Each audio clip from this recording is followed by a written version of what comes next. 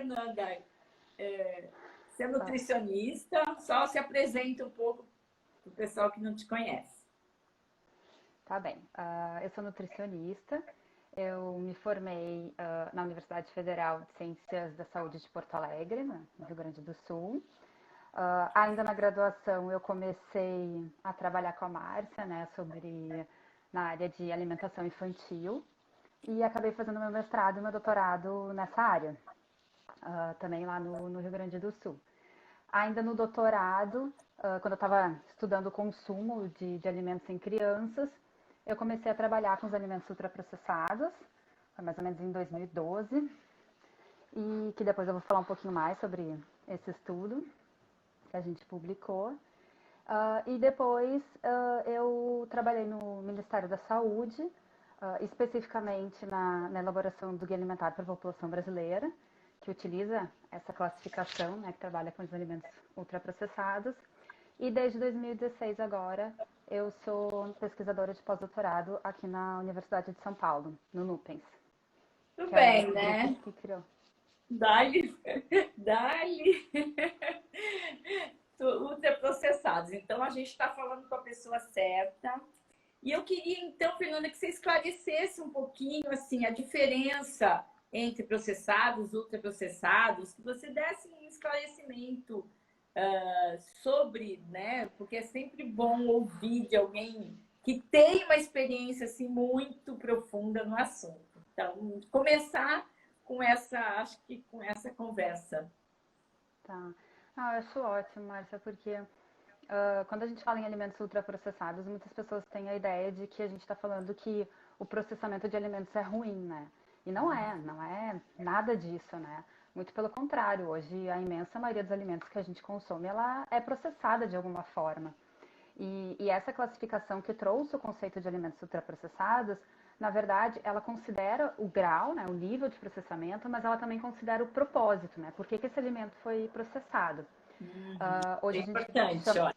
olha, né? Pessoal, isso é um detalhe, né? Exatamente. E é muito interessante, assim, eu gosto até de explicar os 4 grupos para a gente entender o que é o alimento ultraprocessado mesmo, né? Não é só simplesmente definir processado e não processado. Então, a classificação nova, ela define 4 grandes grupos, sendo o primeiro, os alimentos in natura e minimamente processados, que são aqueles alimentos que são obtidos diretamente da natureza ou que passaram por um processamento mínimo, que é a pasteurização do leite, a fermentação do iogurte, a secagem dos grãos, das leguminosas, como do arroz e do feijão, remoção de partes não comestíveis, como da carne. Aí o segundo grupo é dos ingredientes culinários, que são substâncias que são extraídas desses alimentos do grupo 1 e passam por um processamento, né, para fazer isso, como a extração do óleo, refinamento do açúcar, só que eles são ingredientes que são utilizados para preparar esses alimentos do grupo 1. Eles não são consumidos de forma isolada, que entra aí o óleo, o açúcar, a manteiga. Aí o terceiro grupo é dos alimentos processados, que são alimentos feitos pela indústria. Basicamente, são alimentos bem simples, basicamente com a adição dos ingredientes culinários do grupo 2 aos alimentos in natura do grupo 1.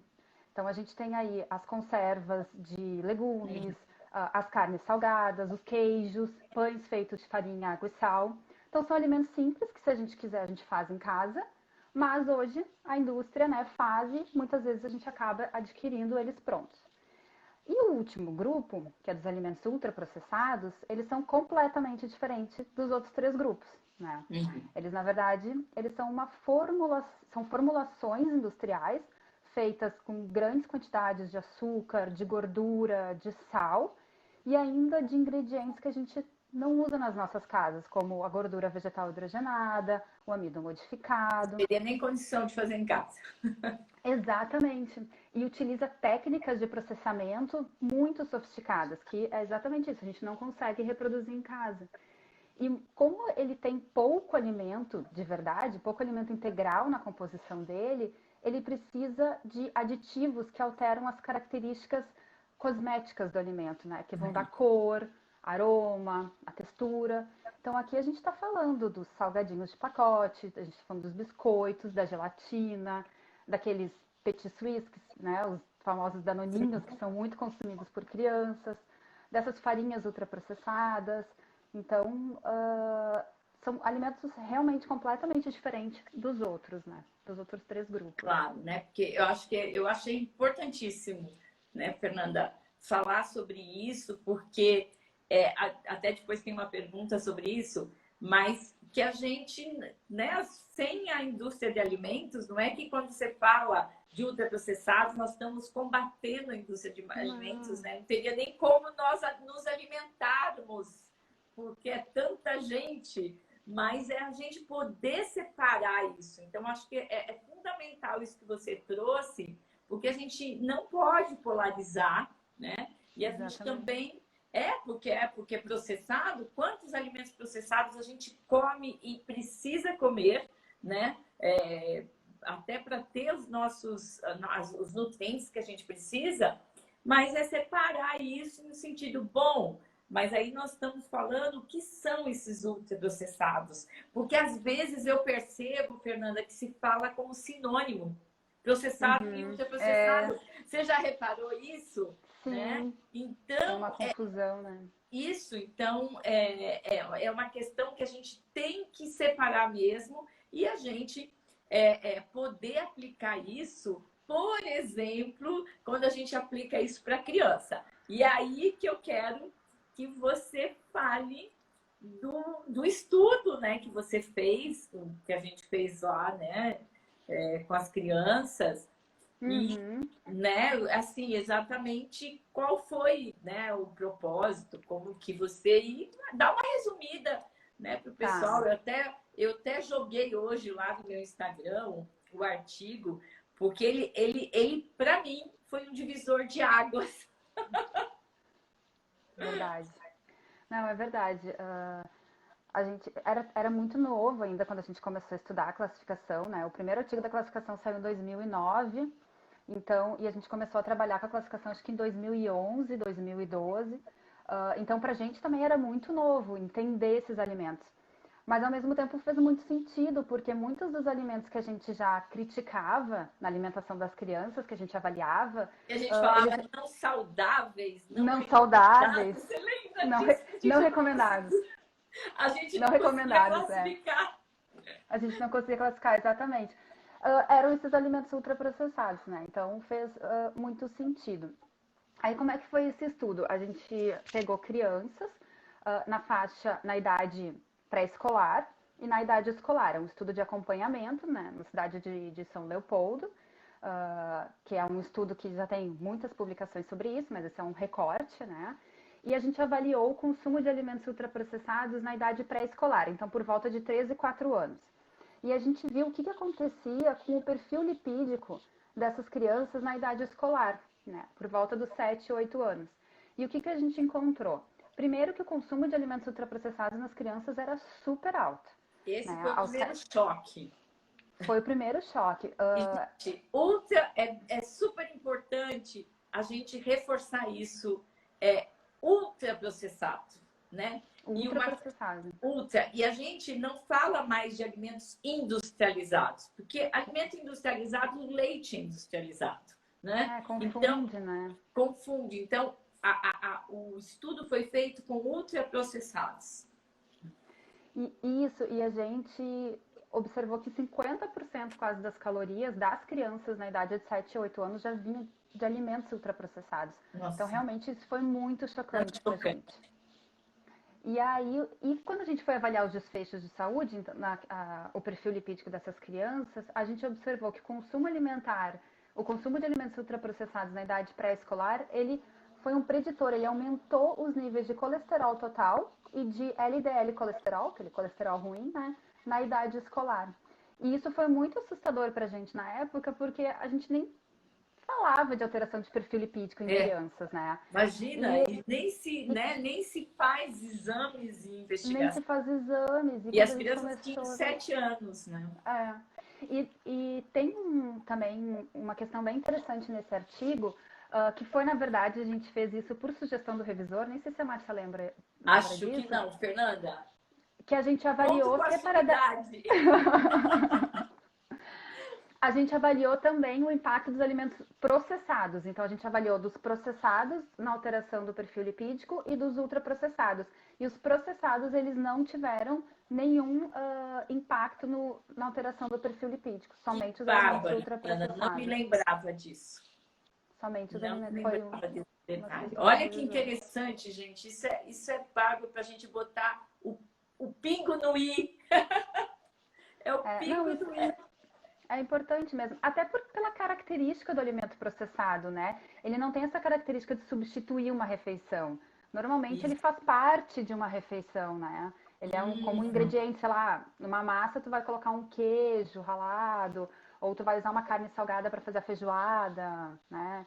Então, ele não é que nem o ultraprocessado que E eu, substitui, né, é, a refeição. eu vou só fazer um ganchinho, Fernanda, nisso, que assim, não sei, você falando, eu acabei me lembrando que quando a gente foi trabalhar com crianças de 3 anos, mas no estudo de Porto Alegre, né? Que Uhum, ali foi a segunda estudo, a segunda corte, isso depois de 5 anos, talvez, em tempo, aham, eu me lembro que a nossa colega, a Júlia Valmórbida, que ela aham, fez o mestrado dela para avaliar fatores associados ao consumo de verduras, frutas e legumes com grupos, e que ela veio me trazer e falou assim: a média de consumo de legumes e verduras era 6 gramas, né? E eu falei: como 6 gramas? Né? Tá errado, tá tudo errado. Esses cálculos estão todos. Ela ficou tão nervosa que eu achei que os dados todos do banco de dados estavam errados, porque média de 6 gramas, né? Que ela foi lá, pegou os recordatórios, trouxe para mim e falou: professora, olha o que as crianças estão comendo. E mostrava assim: olha o que as crianças é. estão comendo. E mostrava um a um, pegou 10. Só tinha ultraprocessado Só, naquelas dietas. é. Sim, eu lembro que eu participei das coletas, né? E eu lembro realmente que era bem chocante quando a gente fazia, tanto fazendo o inquérito da criança, a mãe respondendo, quanto a gente vendo, porque como a gente ia nas casas, a gente também via um pouco, né, como é que era aquele pedacinho da rotina da mãe, muitas vezes viu que a criança estava comendo e tal. E, e muitas vezes não eram crianças na idade pré-escolar, escolar, eram menores ainda, né? Crianças com menos de 1 ano. E tu via já comendo ultraprocessado. Então, realmente, naquela época, imagina como tá Naquela agora, porque a gente sabe que tem uma tendência de é, aumento, né? é. E assim, o que eu tenho percebido um pouco também, mas isso, né, eu brinco e eu vou falar aqui, porque a gente está super à vontade, né?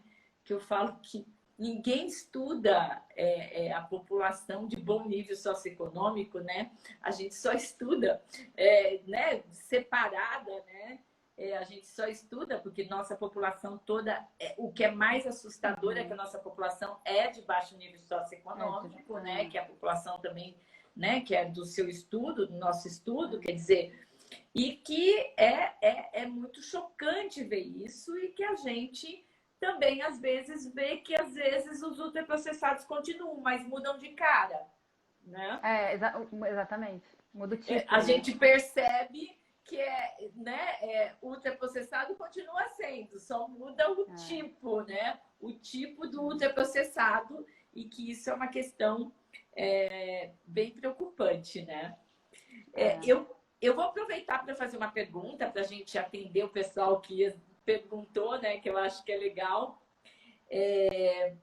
Aqui, a Mari Guimarães mandou uma pergunta no Instagram dizendo assim: a criança come bem, comida de verdade, mas também ultraprocessados. Então, qual é o É, impacto? Então, aí eu gostaria que você é. respondesse a Mari.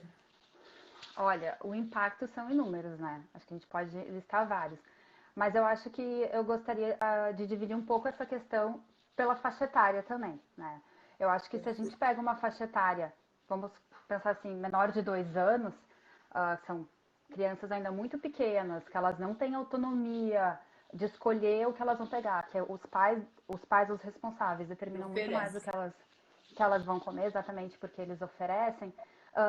é uma questão, né? E quando a gente trabalha com as crianças maiores, a gente está falando de outra questão. Então, nesse período, primeiro não tem que oferecer alimento ultraprocessado. A criança não conhece esse alimento. Esses alimentos não são recomendados.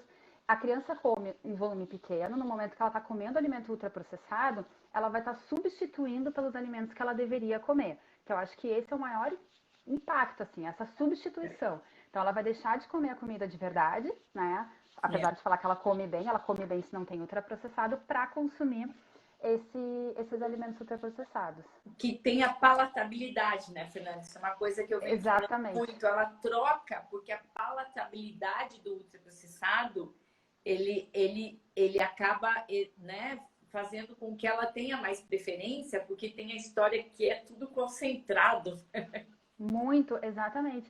E daí o que vai acontecer? A criança, ela vai começar a se acostumar com esse alimento que é hiperpalatável, né? Tem um sabor muito intenso, e ela não vai mais querer aqueles alimentos que não têm esse sabor tão forte, tão intenso. E esse sabor intenso, ele vem tanto dessa combinação de açúcar, de sal, de gorduras, quanto dos aditivos, né? Então, a gente tem ali corantes e saborizantes e aditivos que vão gerar essa, digamos, explosão de sabores na boca, e isso vai fazer com que a criança, vai condicionar o paladar dessa criança, né? E isso tende a permanecer depois. A gente sabe, né? Que é os primeiros aninhos, né? Os primeiros anos e tal. Depois... E depois, a gente tem ainda essa questão também da substituição, né? Só que a criança, nessa fase um pouquinho maior, digamos assim, ela já entende um pouco mais, ela já tem um pouco mais também de autonomia. Ela sabe, por exemplo, que se ela não comer a refeição do almoço, ela pode ganhar um alimento ultraprocessado depois. E ela começa a fazer essas substituições. É muito fácil para a criança comer esses alimentos, porque eles são fáceis de mastigar, de deglutir, são saborosos. Enquanto que outros alimentos, como a comida de verdade, quando a gente fala comida de verdade, é o arroz, o feijão, as verduras, os legumes.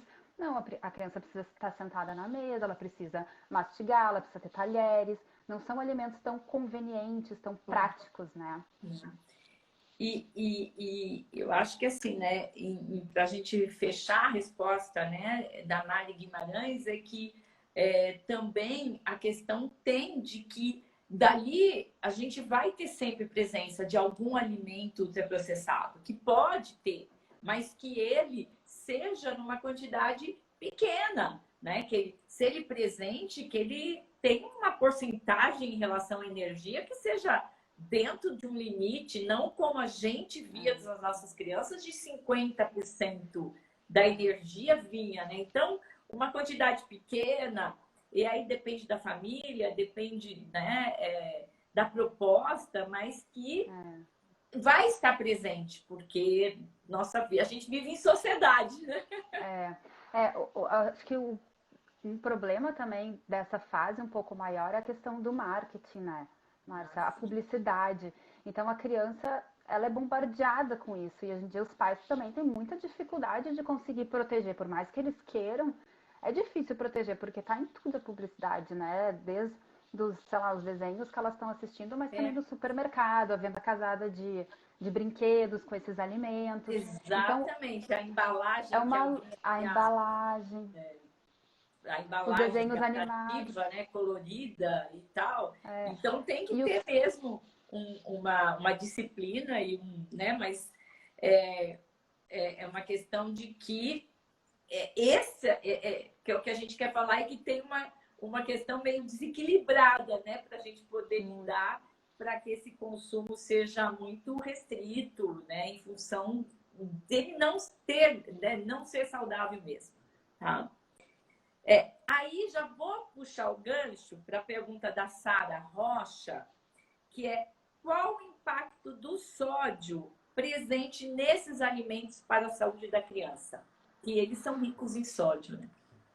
Sim, para a saúde da criança. Legal essa pergunta, né? Vou aproveitar e vou lembrar de um estudo que a gente fez nas crianças de São Leopoldo também, na faixa etária de 3 a 4 anos, foi na idade escolar. Só que a gente não avaliou o consumo de alimentos ultraprocessados, a gente avaliou o teor total de sódio, mas a gente já mostrou que nessa idade o consumo acima do recomendado de sódio foi associado à hipertensão arterial, né? Ao aumento da pressão Aumento arterial da pressão. nessa fase. Desculpa, aumento da pressão nessa fase. O que, Foi. assim como a gente achou os resultados da alteração do perfil lipídico, também foi assustador, porque as crianças eram muito pequenininhas. Mas aí eu gostaria de lembrar que o nosso artigo mostrou que nessa fase 45%, que daí eles eram um pouquinho menores, então o percentual era um pouco menor, mas 45% das calorias vinha de alimentos ultraprocessados, que é um percentual muito alto, né? Muito alto. E a gente, jogando o sódio lá para cima, né? E a gente teve um outro estudo, eu tô me lembrando dos estudos agora, não sei se tu vai lembrar desse. Esse foi da Caroline, que foi ela foi uma aluna tua de TCC, e a gente avaliou o impacto do consumo de alimentos ultraprocessados no perfil de nutrientes das dietas, tudo das crianças de São Leopoldo, por isso que eu tô falando desses estudos, né? E a gente mostrou que as crianças que mais consumiam alimentos ultraprocessados, elas tinham um maior teor de sódio na dieta. Então, conectando todos esses estudos, né, a gente pode ver que realmente o elevado consumo de alimentos ultraprocessados fazia com que essas crianças tinham um maior consumo de sódio, que levou também a um aumento da pressão arterial, né? E eles realmente, né, são fonte de sódio. E a gente até, outro dia a gente estava... Interessante, Fernanda, agora eu me lembrei que outro dia a gente estava conversando com a Júlia Minella numa conferência ali, né, online, e ela traz muito isso. Depois você vai saber, tá, das novidades, se você não ficou sabendo ainda vai saber depois, mas ela traz muito isso, a diferença do paladar, que muitas vezes tem muito sódio nos alimentos ultraprocessados, mas as pessoas não sentem como salgado, né? Não.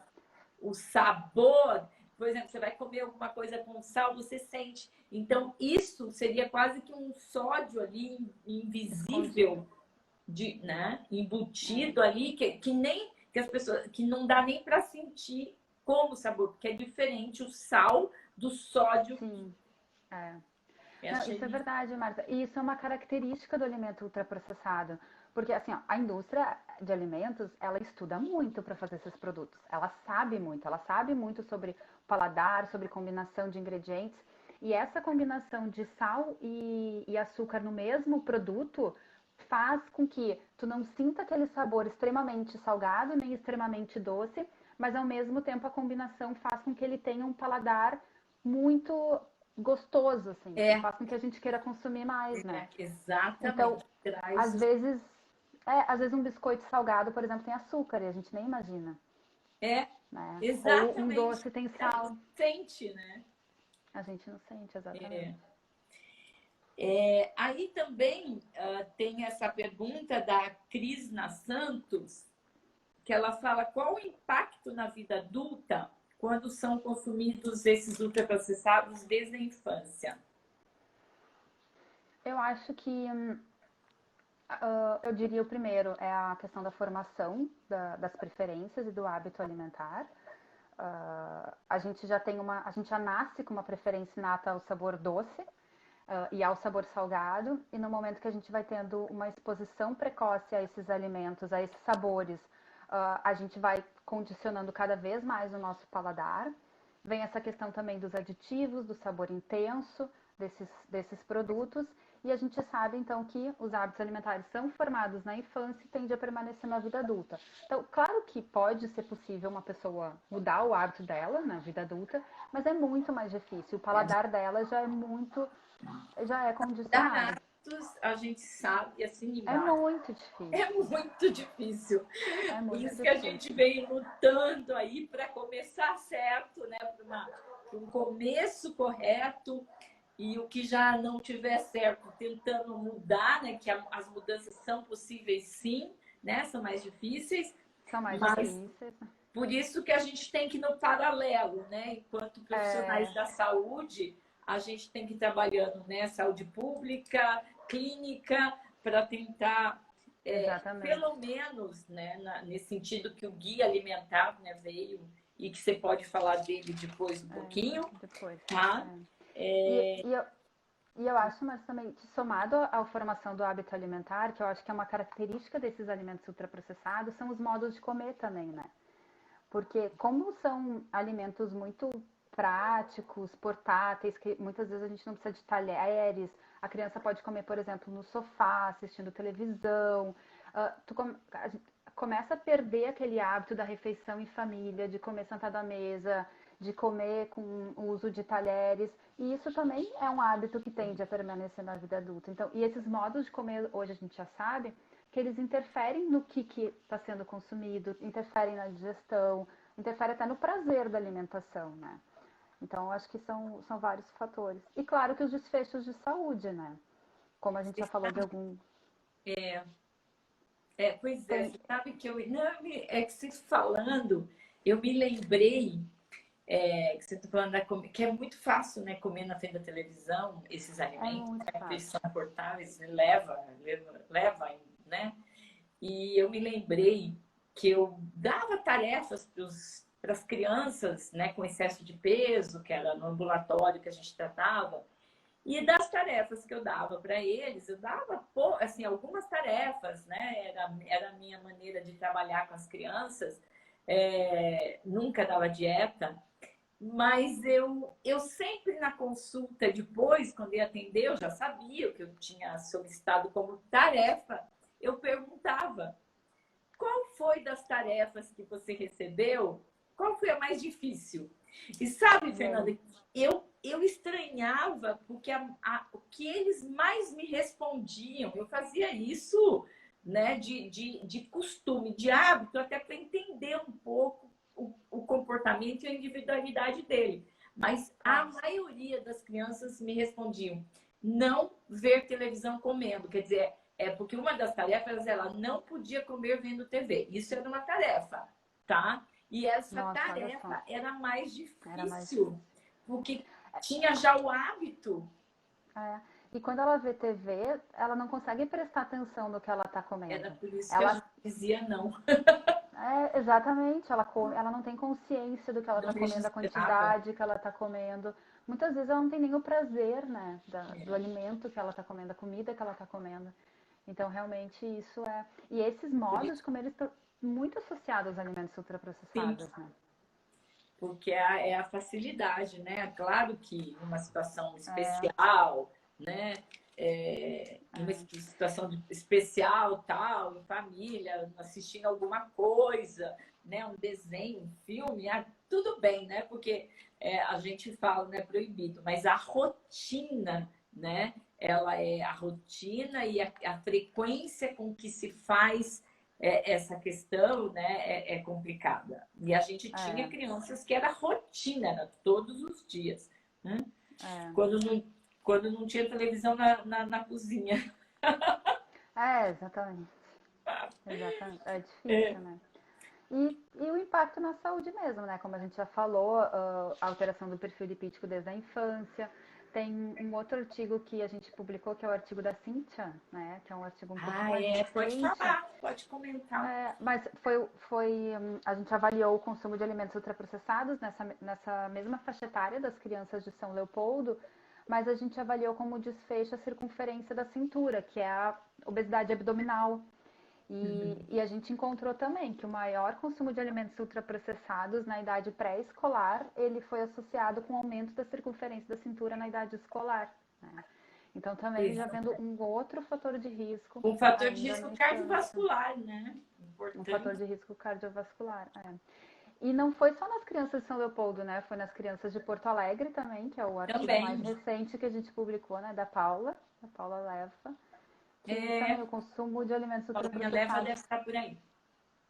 foi associado também a alterações no perfil lipídicos em crianças desse estudo de Porto Alegre, que é um estudo um pouco mais recente, né, Márcia? Mais recente, com outra Com outra população, né, faixa população. etária, e foi interessante, né, que eu acho que é importante falar isso para o pessoal, né, que depois tem uma coisa que eu vou te perguntar fora isso, mas lembra que o revisor,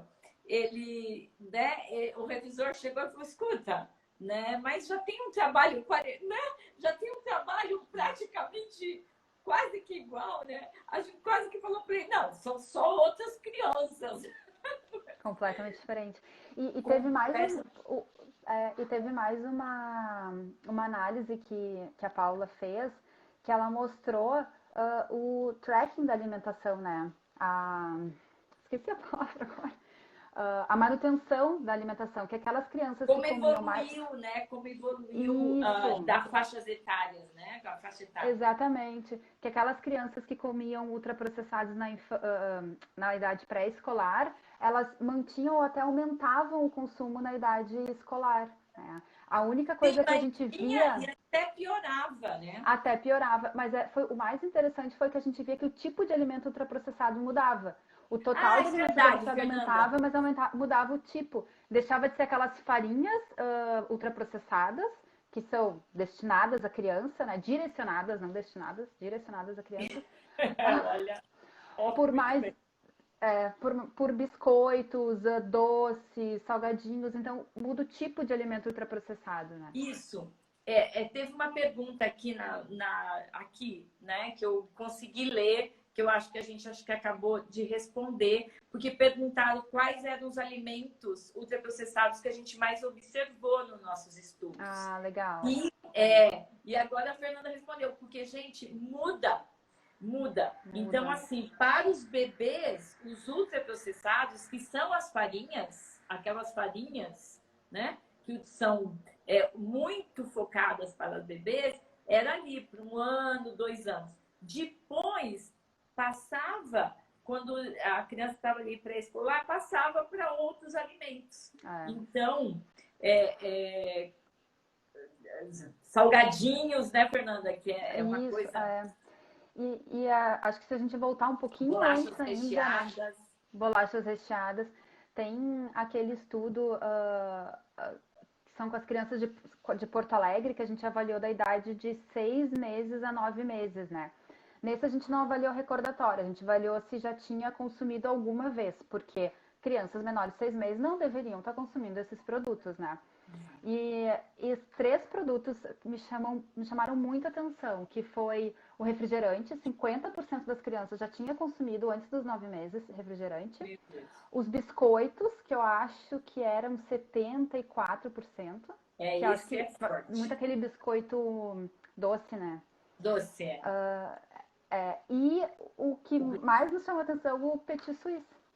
80% das crianças com menos de 9 meses já consumiam esse danoninho, né?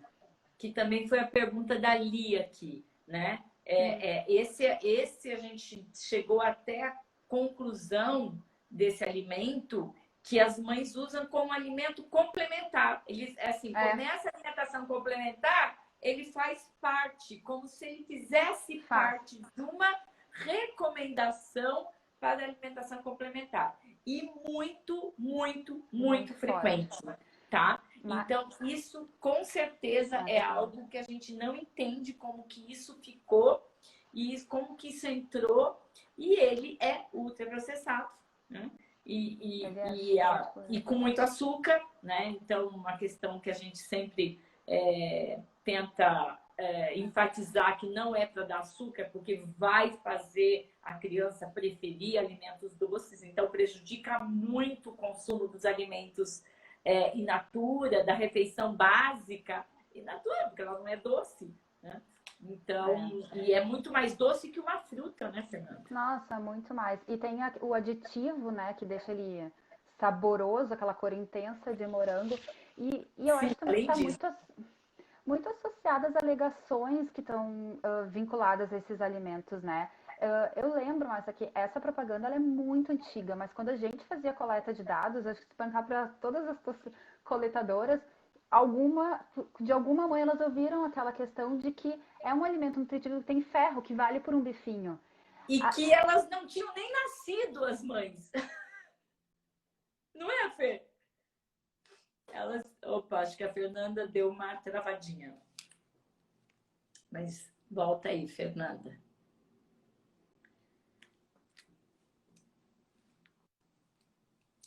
Oi, Fernanda, deu uma travadinha, viu? Deu. Deu. Tá. Mas O trabalho as ficou aqui. mães das crianças que falavam isso não tinham nem nascido na época da É. propaganda. Você se lembra disso? Lembro, a gente ficou assim super Que eram mães chocada. jovens, Eram mães né? jovens, aham. É Eram verdade. mães jovens e a gente não entendia como que isso, né, foi passando. Mas eu acho que a gente até respondeu mais uma pergunta aí que não estava no programa aí. E eu queria te falar uma coisa, que é uma pergunta que eu queria te fazer. A Uhum. gente sai um pouquinho do assunto, deixa eu ver o tempo que a gente tem. Mas eu acho super interessante, Fernanda, porque assim, depois a gente até pode voltar um pouquinho, mas você Tá. lembra quando você foi fazer o teu estudo do REI, do índice Aham. o Lembro. índice de alimentação saudável? Lembro. Índice de alimentação saudável? Então, Fernanda, conta um pouquinho aquela experiência que a gente viveu, porque eu sei que tem muita gente que está assistindo aqui, tá? Às vezes, né, são alunos ou estão fazendo mestrado, ou estão querendo arrumar uma forma de fazer um cálculo ou usar um índice. Você se lembra da história do índice de alimentação saudável, que era 2005, e que a gente Uhum. usou, acho que o meu estudo de pós-doutorado, depois Uhum. você usou. E aí, acho que quando você foi fazer, nós falamos, vamos usar o 2010, lembra disso? Então, Lembro, eu lembro sim. conta um pouquinho isso para eles entenderem Então, que às vezes não é o mais atual, ou tem que ser esse agora, porque esse é o atual, o outro não serve mais, mas isso, sabe, mas eu até fiquei pensando sobre isso, né? Porque acho que conta também um pouquinho do que foi a minha trajetória no doutorado. Que eu comecei com o REI, o Índice de Alimentação Saudável, no mestrado. E a gente começou a trabalhar com ele, a gente começou com essa versão mais antiga dele, que era a primeira versão. E eu não sei se tu te lembra ainda, mas mesmo na versão mais antiga, a gente fez algumas adaptações que a gente descreve no sim, artigo. o índice de Que, alimentação saudável, gente, é americano, que a Fernanda acabou adaptando alguns alimentos, né? isso, porque justamente nessa época, apesar da gente ainda não falar nos alimentos ultraprocessados, alguns alimentos a gente já entendia que não deveriam entrar naqueles grupos como sendo alimentos saudáveis. Isso. Então a gente fez essa adaptação, a gente escreveu no artigo, enfim. E aí quando saiu o índice atualizado, a gente ficou super empolgado, vamos usar o índice atualizado. E a gente avaliou, discutiu, eu lembro, em reuniões, e não vamos usar esse índice, porque ele justamente colocava alimentos como saudáveis que a gente não considerava que era saudável na nossa população, não fazia parte da alimentação tradicional do brasileiro, lembra? E ele desconsiderava alimentos que a gente sabia que fazia parte da alimentação tradicional e que eram alimentos saudáveis. E a gente escolheu manter a versão antiga A com as versão nossas antiga, adaptações. nós não adotamos a nova. Não adotamos a nova. E a gente ainda, óbvio, que teve que responder isso para os revisores, né? Claro, o E revisor, inclusive, foi altamente, né, crítico. Falou, crítico. como vocês usam uma versão antiga? E a nossa resposta foi muito legal, né, Fernanda? Porque É, ele falou, tudo ele bem. aceitou. A gente justificou o E porquê que a gente até alguns entendia. alimentos que era questão de nozes e aluginosas que nossas crianças não comiam, quer dizer, iam Não ficar comiam. fora da pontuação, não ia dar Isso. certo, né? É. Não, Então, e achei. alimentos tradicionais como arroz, por exemplo, não considerava, somente se era arroz integral. Ah, é Então, verdade, muitos é, alimentos integrais que nós não íamos nem conseguir fazer aquela score, né? o A score. pontuação. Por exemplo, naquela proposta do índice, um biscoito integral ultraprocessado entrava e o arroz não.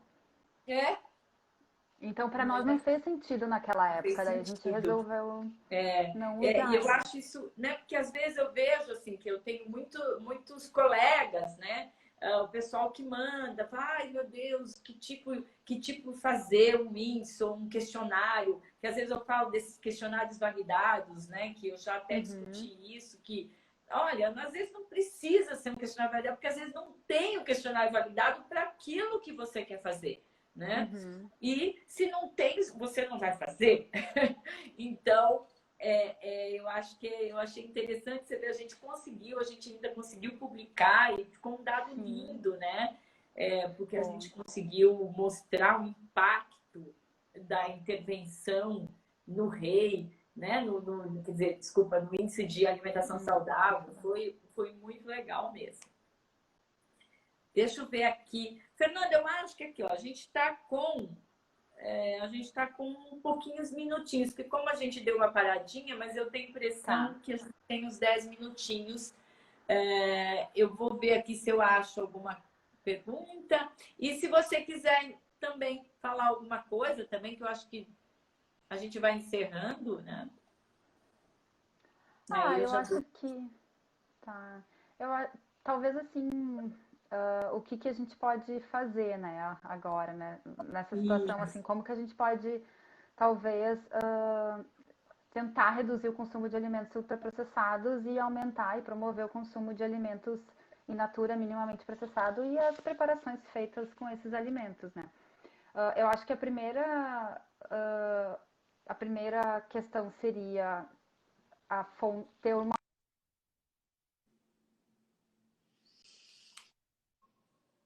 Deu uma travadinha? Voltou. Eu não tô... Voltou. Tá. Acho que a primeira seria a gente buscar fonte confiável de informação, né?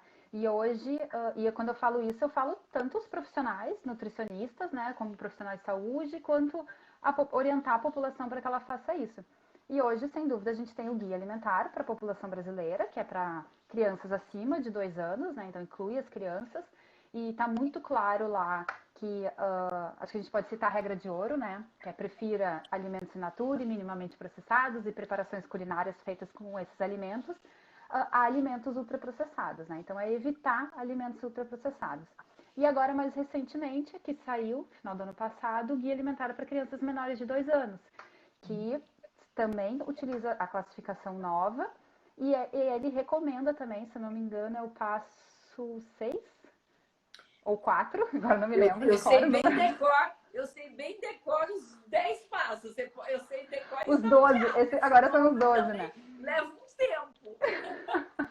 Tudo bem, mas o passo 1 eu sei que é ofereça os alimentos in natura e minimamente processados para as crianças menores de 2 anos e não ofereça os alimentos ultraprocessados, né?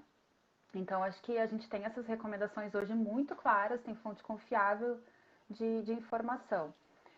Mas, claro que a gente não vai conseguir mudar isso somente com uma medida, com uma ação. A gente precisa de várias ações conjuntas, né?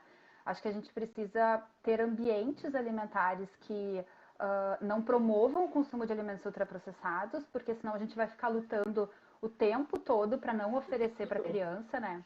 Então, a questão, assim, do marketing desses alimentos, e seja o marketing a propaganda, seja no rótulo dos alimentos, a venda casada com brinquedos, a disposição desses alimentos no supermercado, que fica na altura da criança, e a criança consegue, né, buscar mais me incomoda é aqueles caixas, os caixas, tudo que é, tá nos caixas, sabe? Quando você vai pagar, fica na fila e aquele corredor da morte ali. E as escolas também, né? A regulamentação das cantinas, a publicidade, o marketing dos alimentos ultraprocessados dentro das escolas. Então não adianta também os pais querer só proteger em casa, enquanto que a criança vai estar exposta a essa publicidade, a esse marketing na escola. Então acho que isso é um conjunto de fatores que hoje a gente pode tentar mudar para promover o consumo de alimentos não ultraprocessados e tentar evitar ao máximo a exposição da criança a esses alimentos, né? Exatamente. Acho que essa mensagem, né, da gente hoje de estar mostrando isso, né, Fernanda, que realmente o consumo é muito elevado. Eu acho que foi essa a proposta, né, de estar trazendo a Fernanda aqui, que trabalha com isso, né, profundamente e que é muito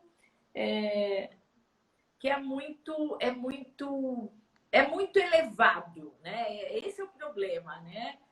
Se fosse um pouquinho, mas a gente realmente tem que mudar e tem que mudar nos vários níveis. Começar com a população, né, com menor de 2 anos, depois ali que a frequência, se acontecer, que seja esporádico, ou que seja numa quantidade pequena, ali escolar, para chegar no adolescente, né, e a gente conseguir ter o adolescente com uma alimentação, né, apesar de que eu acho que também a gente não pode culpar muito adolescente, porque tem adolescente que come saudável. Então, eu acho que é isso, é dentro dessa proposta mesmo. E eu acho que é isso, Fernanda, né? Eu queria agora também agradecer a presença de todo mundo e dizer que a semana que vem, quarta-feira, no mesmo bate-horário, nós vamos ter uma live que ela vai acontecer nesse horário e também o assunto a gente já vai postar e eu vou falar sobre alimentação da gestante.